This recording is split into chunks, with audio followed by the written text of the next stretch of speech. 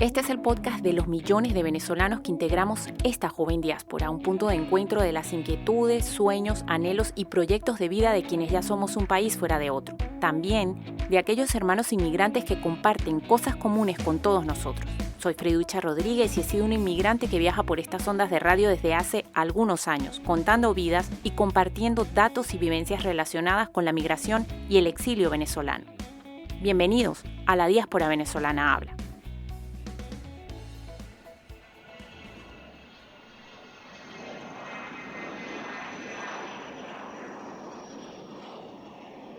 Viajamos a la tierra de la cumbia y el vallenato a través de estas ondas de radio, pero también a la capital mundial de la salsa, a la ciudad de Cali en Colombia. Y lo hacemos de la mano de Ana María, desde los pasillos del centro, donde juntas estudiamos una certificación profesional de docencia para el empleo en el País Vasco. Esos pasillos, donde tantos inmigrantes se derrumban y se construyen, tratan de aprender otros oficios y de darles otro rumbo a sus vidas. Peruanos, ecuatorianos, venezolanos, colombianos, nicaragüenses, mexicanos y hondureños, somos ya un continente fuera de otro. País de origen y residencia, sexo, clase social, raza, situación legal y estatus migratorio definen las opciones de una persona para sobrevivir al COVID-19 y al tsunami económico que lo acompaña. Cuando la vida transcurre en medio de un conflicto, cuando se sufre una hambruna provocada por el cambio climático, una crisis como la del coronavirus multiplica los riesgos al caer sobre una población ya vulnerable y desprotegida. Como inmigrante, ¿cómo has vivido esta pandemia?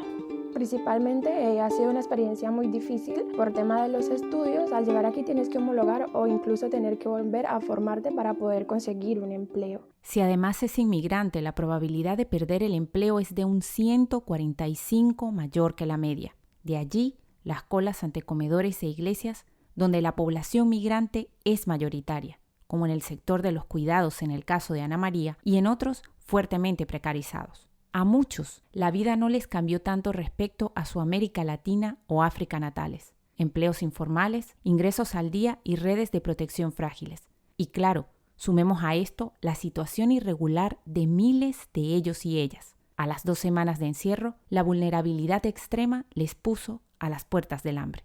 Me has comentado que trabajas con personas mayores, que eres como asistente sociosanitario. ¿Cómo ha sido eso de estar encerrada con esas personas mayores que de por sí necesitan de alguna manera, pues precisamente salir, estar en espacios exteriores, relacionarse, socializar? Primeramente ha sido una experiencia muy complicada porque estas personas son personas que sufren de enfermedades mentales como Alzheimer, demencia, y cabe decir que estuve con ellos desde el principio de la pandemia hasta el final, incluso hasta la hora de su muerte, porque en el camino falleció uno por causa del COVID. He tenido que verles partir y al final pues el esposo, porque eran un matrimonio, el esposo de esta persona que ha muerto sufría de Alzheimer, no se había enterado y cuando se enteró pues murió de pena moral y me llevé la sorpresa de encontrármelo muerto. O sea que para mí fue una experiencia que me marcó psicológicamente y aparte, o sea, por todo lo que incluye, me he quedado sin empleo, ¿sabes? Entonces me ha marcado mucho. ¿Y tú crees que tienes alguna secuela psicológica de eso que te pasó con esas personas? Efectivamente, sí. Desde ahí no he podido ser la misma porque soy una persona, me he vuelto muy despistada, muy nerviosa. Estos factores implican mucho en la vida. Aparte de estar encerrada, has perdido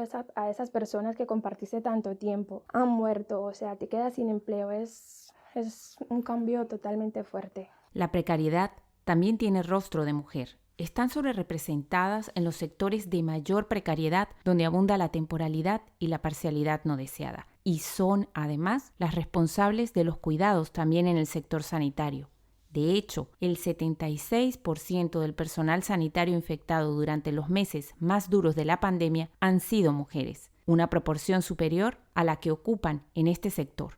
Un terrible ejemplo de temporalidad y contratos encadenados. Asimismo, sucede en el empleo en residencias de mayores y el sistema de atención a la dependencia, sea en el sector privado o en las subcontratas de la administración pública, donde las mujeres apenas ganan para mantener a sus familias que en muchos casos solo dependen de ellas. ¿Qué llamado le haces tú a nivel psicológico a las autoridades competentes? Porque parece que lo único que importa ahora mismo es la parte física, más no se está atendiendo la parte psicológica de los trabajadores como tú que se desempeñan en el sector de asistencia sociosanitaria, por ejemplo. Bueno, el llamado que yo le haría principalmente a las autoridades es tener en cuenta el estado psicológico de las personas, que sí, que está bien que se intenten cumplir unas normas, pero también está bien tener en cuenta de que la gente necesita vivir, socializar, porque hay muchas personas que nos encontramos en estado de depresión, de ansiedad, no solamente los sanitarios, me refiero a la población en general. Entonces el llamado es ese, cohibirnos de cosas, pero también dejarnos vivir un poco. Ese sería el llamado que yo les haría. Es vital reconocer la contribución de las personas migrantes a la sociedad española, vista como imprescindible durante los meses más agudos de la pandemia. Fueron recolectores de alimentos, reponedores de supermercados, cuidadores de personas mayores como en el caso de Ana María y limpieza de hospitales y residencias. En una palabra, trabajadores esenciales en sectores expuestos a la infección.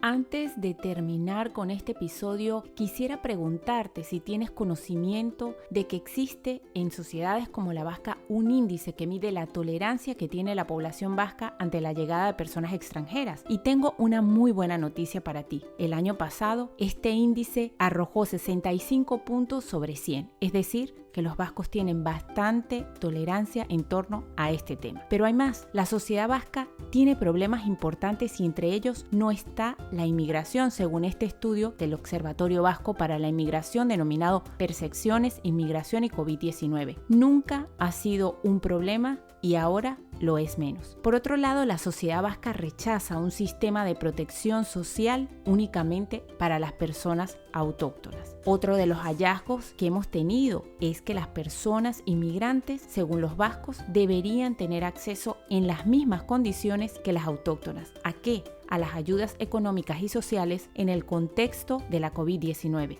Y para cerrar con broche de oro, existe un grado de acuerdo elevado de la sociedad vasca respecto a la regularización extraordinaria de personas de origen extranjero. ¿Para qué? Para cubrir puestos de trabajo de manera urgente durante la crisis sanitaria.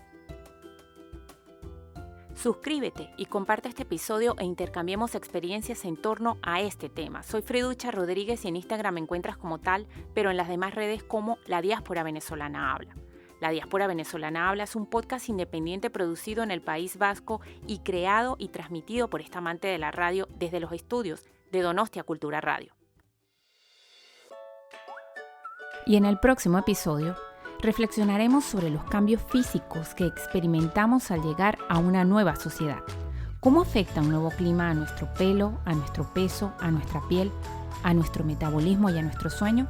Deseo, en nombre de la diáspora venezolana, que nos escuchemos pronto y hagamos más viajes sonoros y reflexiones juntos.